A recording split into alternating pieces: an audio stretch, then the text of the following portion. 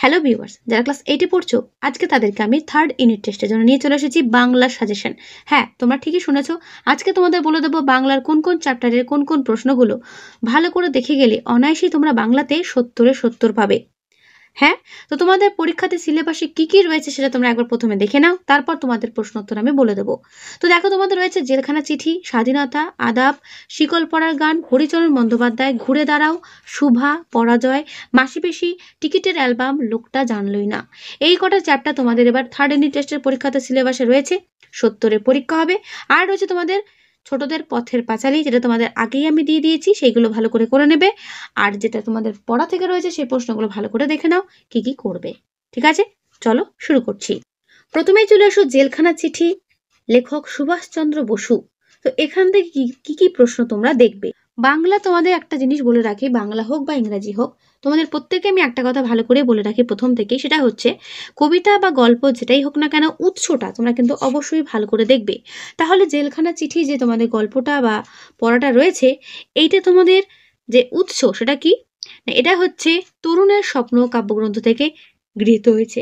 ঠিক আছে, সুভাষচন্দ্র বসুর তরুণের স্বপ্ন গ্রন্থ থেকে এই যে পাঠ্যাংশটি আমরা পড়ব বা পাঠ্যাংশ যেটা দেখছি তার উৎস। ঠিক আছে, তরুণের স্বপ্ন, এটা তোমরা খাতায় নোট করে রাখতে পারো। সুভাষচন্দ্র বসু প্রেসিডেন্সি কলেজ থেকে বিতাড়িত হয়েছিলেন কেন? ইম্পর্টেন্ট প্রশ্ন। রাসবিহারী বসুর কাছ থেকে তিনি কোন দায়িত্বভার গ্রহণ করেছিলেন? ঠিক আছে, দেখবে। তোমার পাঠ্যপত্রখানি কে কোথা থেকে কাকে লিখেছিলেন? কোন ব্যাপারটিকে পত্রলেখক আধ্যাত্মিক দৃষ্টিতে দেখার কথা বলেছেন? বন্দিদশায় মানুষের মনে শক্তি সঞ্চারিত হয় কিভাবে? প্রত্যেকটা প্রশ্নের উত্তর সময় তোমাদেরকে দেখাচ্ছি, উত্তরগুলো তোমরা কিন্তু দেখে নিও। মান্দালা জেল কোথায় অবস্থিত? ভারতীয় জেল বিষয়ে একটি পুস্তক সুভাষচন্দ্রের লেখা হয়ে ওঠেনি কেন? মানে ভারতীয় জেল বিষয়ে একটি পুস্তক সুভাষচন্দ্রের লেখা হয়ে ওঠেনি কেন?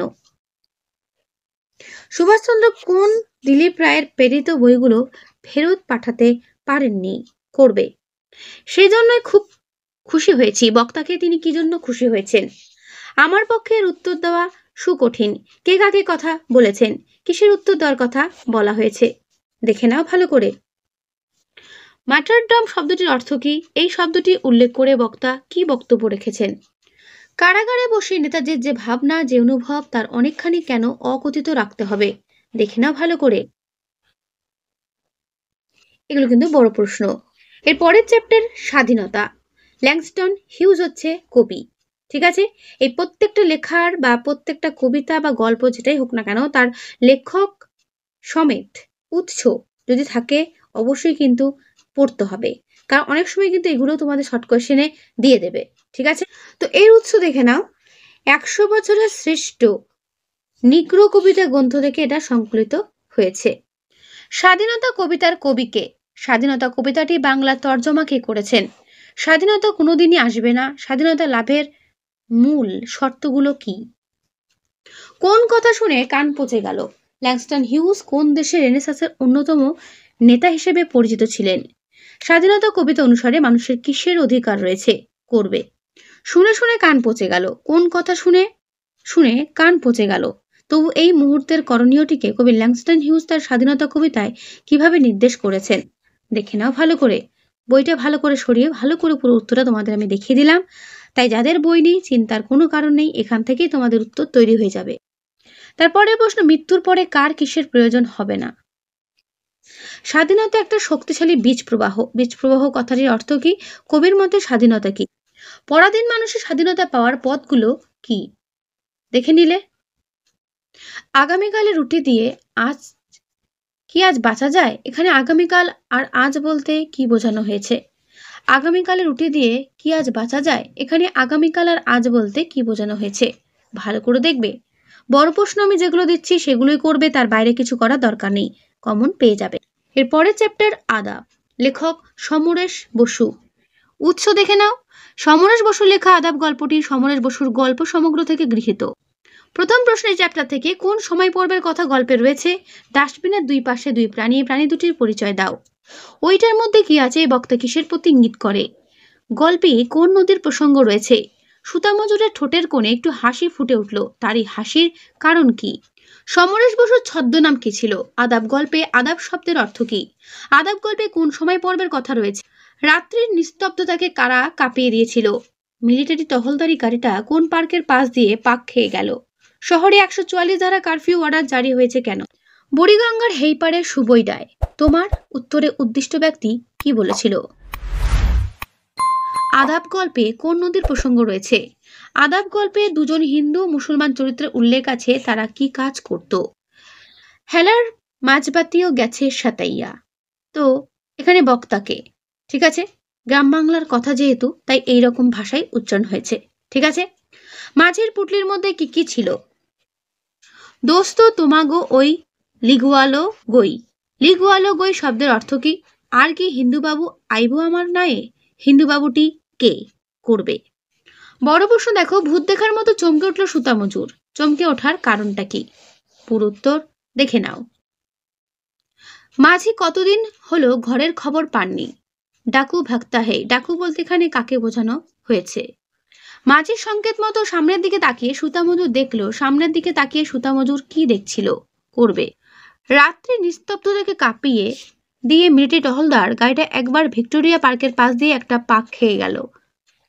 দেখবে পুরো উত্তর। এর পুরো উত্তর ঠিক এই পর্যন্ত শেষ হলো। এর পরের চ্যাপ্টার শিকল পড়ার গান, কবি কাজী নজরুল ইসলাম।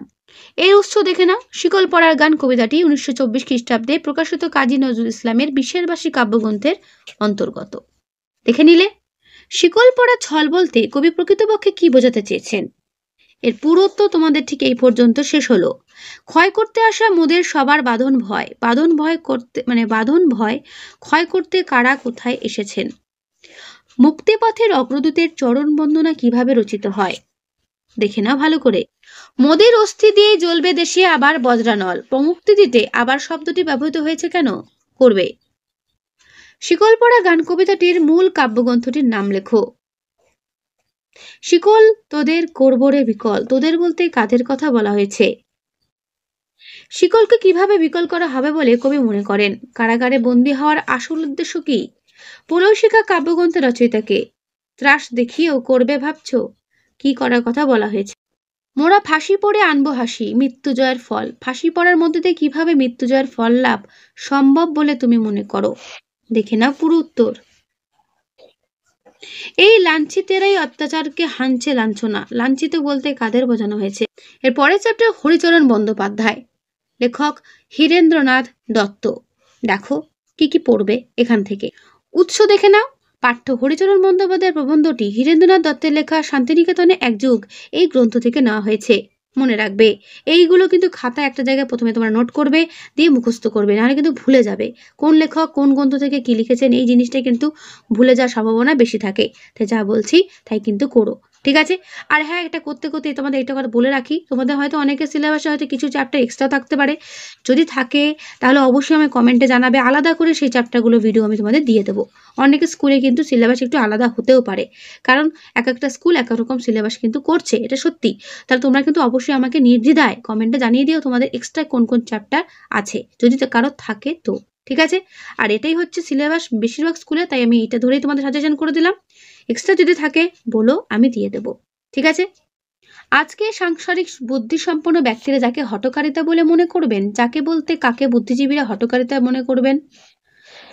কর্তা অকিঞ্চন কীর্তি সুমহান, একথা কে কার সম্পর্কে বলেছেন? হরিচরণ বন্দ্যোপাধ্যায় কার নির্দেশে বঙ্গীয় শব্দকোষ রচনা করেছিলেন? করবে। হরিচরণ বন্দ্যোপাধ্যায় কত সালে শান্তিনিকেতনের কাজে যোগ দেন? হীরেন্দ্রনাথ দত্ত কোন নামে সমধিক পরিচিত? একজনকে দিয়ে লিখিয়েছেন ছেলে মেয়েদের উপযোগী করে বাংলা ভাষায় প্রথম বিজ্ঞান গ্রন্থমালা। এই একজনকে? হরিচরণ শান্তিনিকেতনে আসার আগে কি কাজ করতেন? হরিচরণ বন্দ্যোপাধ্যায় কৃত অভিধানের নাম উল্লেখ করো। এরূপ বিরাট গ্রন্থ প্রকাশের সামর্থ্য বিশ্বভারতেরও ছিল না। কোন গ্রন্থ প্রসঙ্গে এ কথা বলা হয়েছে? একক চেষ্টে এরূপ বিরাট কাজের দৃষ্টান্ত বিরল। কোন কাজের কথা বলা হয়েছে? এ কাজ মহাযোগীর জীবন কোন কাজ? বিশ্বভারতী হরিচরণকে কোন উপাধি দ্বারা সম্মানিত করেছিল? ইংরেজি ভাষায় প্রথম অভিধান রচয়িতার নাম লেখো। The decline and fall of the Roman Empire গ্রন্থটি রচয়িতার নাম কি? করবে। এর পরের চ্যাপ্টার ঘুরে দাঁড়াও, কবি প্রণবেন্দু দাশগুপ্ত। এর উৎস দেখে নাও। ঘুরে দাঁড়াও কবিতাটি কবি প্রণবেন্দু দাশগুপ্তের কবিতা সংকলন গ্রন্থ থেকে নেওয়া হয়েছে। ঘুরে দাঁড়াও কবিতার কবির নাম কি? ঘুরে দাঁড়াও কবিতার শেষে কবি ঘুরে না দাঁড়ালে কি পরিণতি হবে বলেছেন? সাইকেল রিক্সাগুলো নিঃশেষ দিয়ে কোথায় চলে যাবে?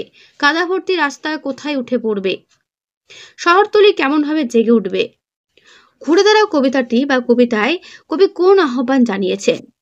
ঠিক আছে, কবি কেন বলেছেন একবার ঘুরে দাঁড়াও, কেন বলেছেন? এগুলো কিন্তু বড় প্রশ্নের জন্য করবে। এখন ঘুরে দাঁড়াও কবিতায় কবি কিভাবে ঘুরে দাঁড়ানোর কথা বলেছেন?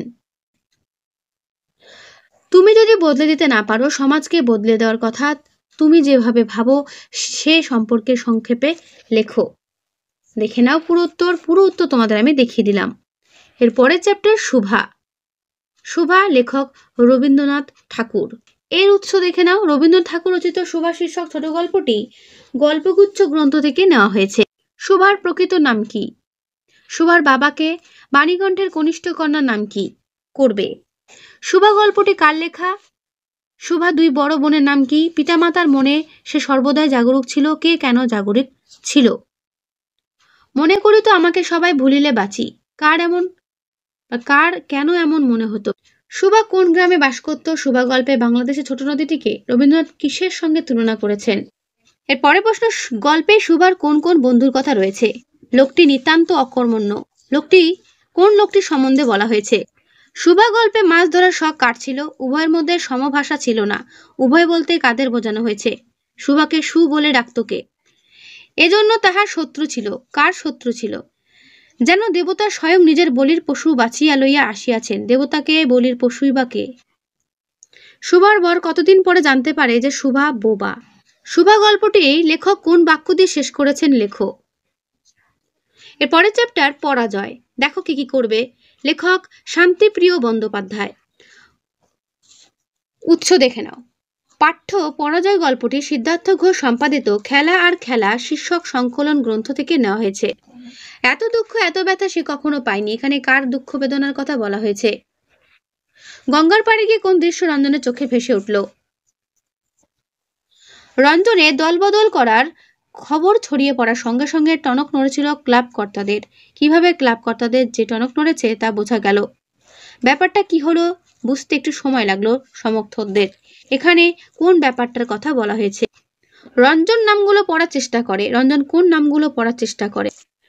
এত দুঃখ ব্যথা সে কখনো পায়নি।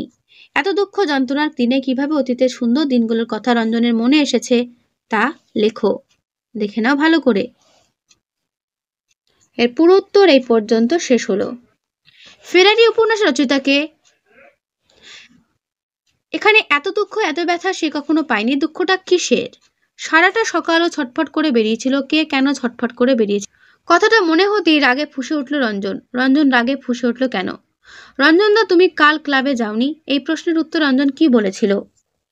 কর্মসূত্রে শান্তিপ্রিয় বন্দ্যোপাধ্যায় কোন কোন পত্রিকার সঙ্গে যুক্ত ছিলেন? 10 নম্বর জার্সিটা রঞ্জনকে কি দিয়েছে? তারপরে রঞ্জনদাকে অতি গম্ভীর দেখে কারা আর কাছে ঘেসে না। হ্যাঁ স্বপনদা, ওরা আমায় ডাকেনি। কথাগুলো কে বলেছিল? ঘোষতে একটা বড় খবর আছে। কি সেই বড় খবর? নিজের দলের কর্মকর্তারা কোনো যোগাযোগ না করে রঞ্জন 3 দিনের মাথায় কাকে ফোন করে? আমি ফিরিয়ে দিয়েছি। কে কি ফিরিয়ে দিয়েছে?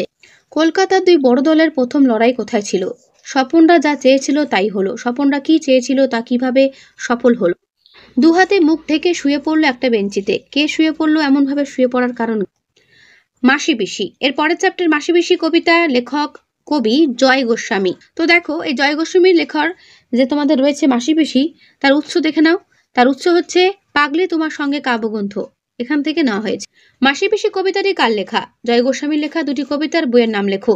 কখন ঘুম পাড়েনি মাসি পিসিদের ঘুম ভাঙে? ঘুম পাড়েনি মাসি পিসিরা কখন ওঠে? মাসি পিসি কবিতায় চাঁদ কোথায় থামে? ঘুম পাড়েনি মাসি পিসিরা কখন ট্রেন ধরতে আসে? করবে। রাত থাকতে উঠে মাসি পিসির দল কি করেন? অনেকগুলো পেট বাড়িতে। পেটের আবিধানিক অর্থ কি? এক মুঠো রোজগার বলতে কি বোঝানো হয়েছে? মাসি পিসিদের পরিবারের সমস্যা কি? অনেকগুলো পেট বাড়িতে এক মুঠো রোজগার বলতে কবি কি বুঝিয়েছেন? এক মুঠো রোজগার কেন একথা বলা হয়েছে? হাইলাইট করা প্রশ্নগুলো ভালো করে পড়বে। 7 ঝামেলা জোটায়। এখানে 7 শব্দটির ব্যবহারের কারণ কি? রেল বাজারের হোমগার্ডরা সাত ঝামেলা জোটায় মাসি পিসি কবিতায় উদ্ধৃতাংশটির তাৎপর্য বুঝিয়ে দাও। পুরো উত্তর তোমাদের এই পর্যন্ত শেষ হলো। মাসি পিসিদের সঙ্গে কারা সাত ঝামেলা করে? মাসি পিসি কবিতায় কোন দুটো মাসের উল্লেখ আছে এবং এই মাসি পিসি কোলে কাকে কবি কি থাকার কথা বলেছেন? ঠিক আছে, করব। শতবর্ষ এগিয়ে আসি শতবর্ষ যায় মাসি পিসি কবিতায় মাসি পিসিদের জীবনে অতি পরিবর্তনীয়তার ছবি কিভাবে স্পষ্ট হয়ে উঠেছে তা বিশ্লেষণ করো। দেখে নাও পুরো উত্তর। এর পরের চ্যাপ্টার টিকিটের অ্যালবাম, লেখক সুন্দর রায় স্বামী। দেখো এর উৎস। এই গল্পটি 13টি গল্প গ্রন্থ থেকে নেওয়া হয়েছে। গল্পটিতে মোট কটি চরিত্রের দেখা পাওয়া যায়? মেয়েদের পক্ষ থেকে কে নাগরাজনের থেকে অ্যালবামটি চেয়ে নিত বা চেয়ে নিয়ে যেত? রাজাপ্পা কিভাবে তার অমূল্য ডাকটিকিটগুলো সংগ্রহ করত?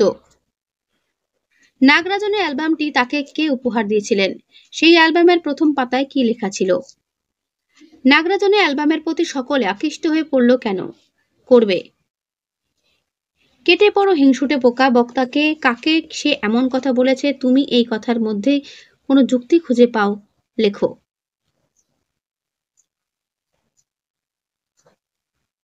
টিকিটের অ্যালবাম মূল গল্পটি কোন ভাষায় রচিত?